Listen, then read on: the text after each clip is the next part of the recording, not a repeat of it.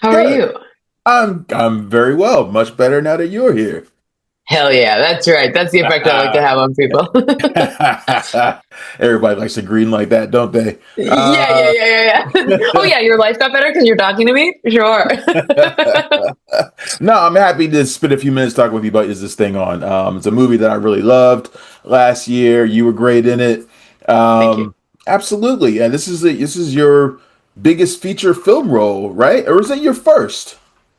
It's my smallest feature film role. I It's know, my only feature film but role. still, but still, Yeah, yeah, yeah. it's a big movie, and It's you're oh my god, it's insane. I don't mean to. It's not small. It's. Am I your favorite child or your least favorite child? I'm your only child.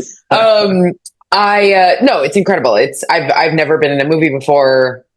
It's wild. It's all all everything they say is true. It's crazy. Yeah, all it's right. really awesome. Okay, so tell me how you got the role, Nina. How did it all come together for you?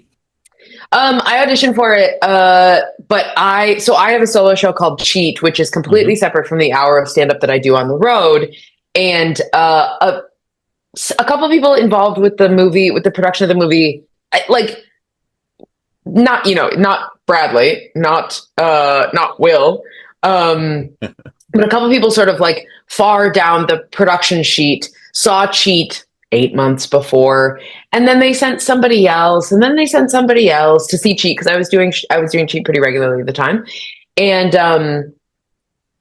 so then when the audition call went out, I was already a somewhat known quantity to some of the people who are at the more fun at the less decision maker level of Yes. the production, but they were able to flag my name for people farther up the chain, and I auditioned, and the thing is that as much as it's so beneficial to be on people's radar already, at the end of the day it's like you have to be right for the role, you have to do well in the audition, and I guess I Right. was right for the role and did well at the audition. Well, I mean, they were looking for stand-up comedians, right? So I guess you kind of fit They were, right yeah, in, right? but I mean, I think they auditioned every stand-up comedian. I don't mean that to say like, and I'm better than that. I just mean like they weren't. Yeah, they were looking for stand-up comedians. There's a lot of it's not. They're not hard to find. You were better than them on that day, Yeah, that's right. right? Get them on this Zoom. Let me say it to their Right? faces.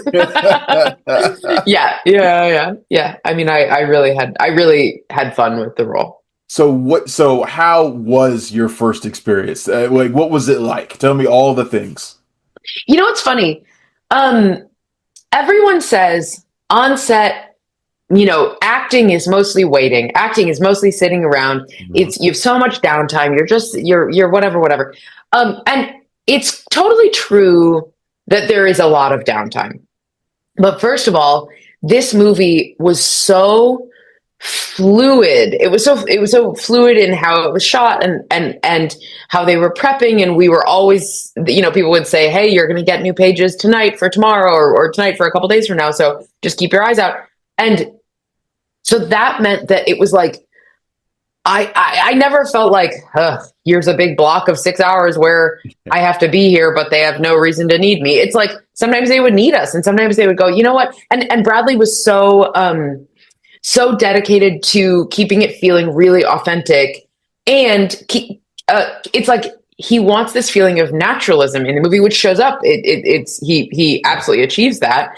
But what that means is that sometimes they would go, "Hey, you know what? Let's get Nina in the background of this scene." And then it was like, "Great, I'm in the background of the scene." "Hey, you know what? Actually, we don't need you in the background of the scene." "Okay, great. I thought you were going to need me. You don't need me anymore." Whatever. So it was like, it's very fluid. I would constantly have a PA come up to me and they'd be like, we don't need you right now, but don't go far because we're not sure if we're going to need you in 5 minutes.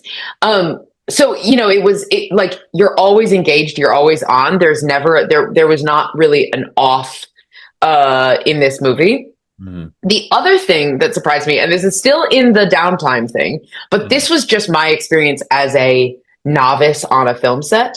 Um, I never once felt like I could turn off in in the time that I did have that was downtime. Like Yeah. even when it was like they don't need me for an hour, I didn't feel like, great, I can go respond to emails. Sometimes you hear about people talking about like, oh, I wrote this movie on the set of a different movie. And I'm Right. like, how the fuck did you do that? How did you manage to turn your brain from this project that's in front of you that is all consuming and then turn your brain to another project that's all consuming? That's incredible. Like, that's a level of multitasking that I, at least at this novice level, can't achieve. Maybe I will be able to someday. And maybe this is just a function of me being new. Uh, But if there was a 20-minute break, I was like, you have me. I'm here. What do you need? If you need me, I'm here. I think you'd be surprised how much your experience matches what I heard from Will. But I talked to Really? him a few weeks ago. And yeah, and maybe it becomes with him taking on his biggest dramatic role of his Sure. career, and he felt sort of the same way that you did about kind of constantly being connected to the emotions of the film. While he was on Yeah. set.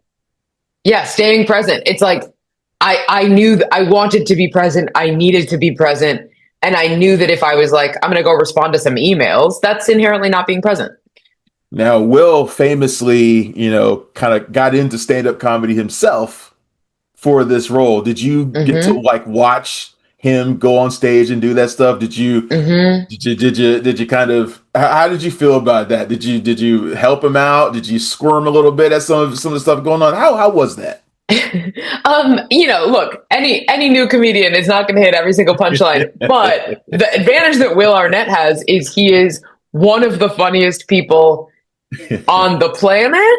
Yeah. And so, like, he just has such a laser guided natural instinct for where comedy exists in a situation. And I've always thought about the way I write stand up is I think of something that I instinctively can tell is funny. Mhm. And then I ask the question of myself, what is funny about this? And then I answer the question. Like, me writing a punchline or writing a joke is just answering the question, what is funny about this?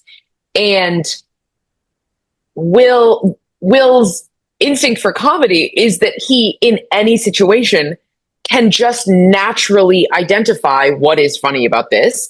And then he's so good at like subverting the expectations of speech or of Yeah. logic or whatever to get to the answer of what is funny about this, that Right. it's like, you would never know that he's started stand up a month before the movie. You would never know that. There's some tiny little craft lessons that you pick up over the years, but like that we talked about, but it's like he's got it, he can do it. He can get up there and riff and it's perfect. Did you did you also kind of pick up some acting pointers along the way? Like he's learning about comedy along the way. Did you pick up a few pointers about acting as well? I mean, it's funny. It's not so much about like the craft of like how to get into a character, but the technical elements of what it's like to act Mhm. on a movie set. That was brand new. What it's like to act with a camera in your face. Yeah. Because I was in Steven Soderbergh's Command Z, Yeah. but Steven we shot on iPhones, and he wasn't doing a ton of close-ups. And even when he was doing close-ups, it was like he wasn't that close to us. And so now I have Bradley Cooper, a person who I have watched on movie screens since I was in high school, with a camera on his shoulder. Bradley himself is 18 inches from me. And I have to be like, and now get into character and now say an interesting thing. Is that intimidating? Oh my God, it's like, it's like rocks you, it's like the earth underneath. And I can't wait for my next shot, like my next experience on set, because that will be, I will be so much better at it. And I'm proud of the work that I did in this movie, but it's like, I just will be so much more comfortable. You've got, I mean, honestly, you've got a leg up on a lot of people. You worked with Steven Soderbergh and Bradley Cooper right off the bat. I mean, yeah, what a resume. It kind of goes downhill from here, doesn't it? I mean, it's yeah. Sorry to everybody else. Yeah, the next one is going to be Steven for your next one. Yeah, Scorsese, Spielberg, Nolan. Come on in here.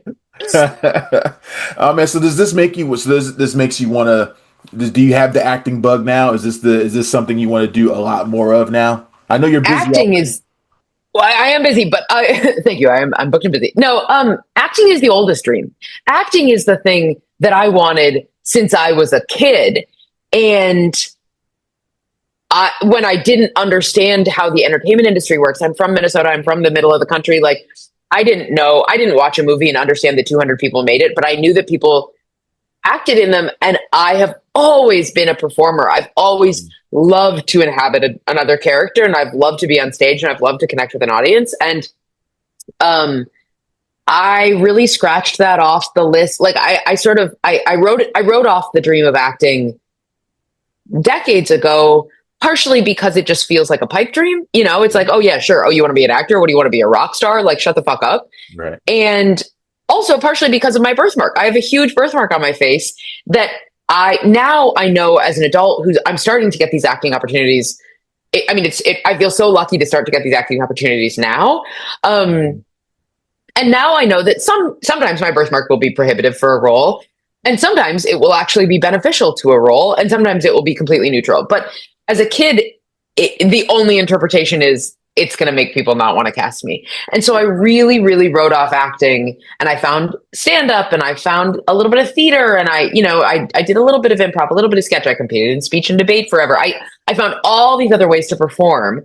And so it feels like such a blessing that now I get to sort of go back to the thing that I've always wanted. I know you also, you've talked about your writing a little bit. Would you want to write your own feature film? Maybe write about your own experiences? I yeah, I do want that, am doing that, and it is I'll put it like this. I am currently writing a feature that's an ensemble and reserving a role for myself to play, assuming the feature gets made. I'm working on a TV project right now that is in many ways based on my own life. In some ways not, some ways yes. And if I wasn't in the middle of those two projects right now, I would say, yeah, of course I want to write my own thing. Are you kidding? Yeah, I want to write my own movie and be in it. I would love to write a show that's about. And then I'm reporting live from being in the middle of those things. That's so fucking scary. Yeah. It's so when somebody's like, okay, great, now put your money where your mouth is. Now go write a script that is actually really good. It's like, fuck. What do you mean I have to go and actually make a thing? Right. And I'm like, because here's the problem. I'm sort of a jack of all trades. I am a jack of all trades. And I think of myself as really good at a lot of things and not actually incredible at any of them. I really am master of none. And so it's like, I'm not really a screenwriter in my core. I think I'm good at screenwriting, but like, that's not what that's not like what my identity is. Yeah. But then now I have to go. Look at this. I'm giving myself encouragement. But now I have to go and like make good on this promise that I've made to myself. Yep. And sort of see if I can write a thing that's good enough that people love. And on my good days, I am like, I believe in myself to my core. And on my bad days, I'm like, call me when you get there. I know. I feel like screenwriting and just probably like directing too is one of those things that you don't really believe it's happening until you see yourself in the credits, right? Like you see yourself as the screenwriter. Yeah, like, I'll let you know. I'll let you know when that happens. I'll report live. Well, Chloe, this has been fantastic. I really appreciate your time. And when you get those projects going, man, I want to talk to you about those too, because this was Deal. a lot. So thank you. Thank you, Travis. Right. Thank you. Have a good one. Thanks. Bye-bye. Bye. Thanks for checking out the show. If you like what we're laying down, please subscribe to our channel and click the bell to receive notifications for all of our latest stuff.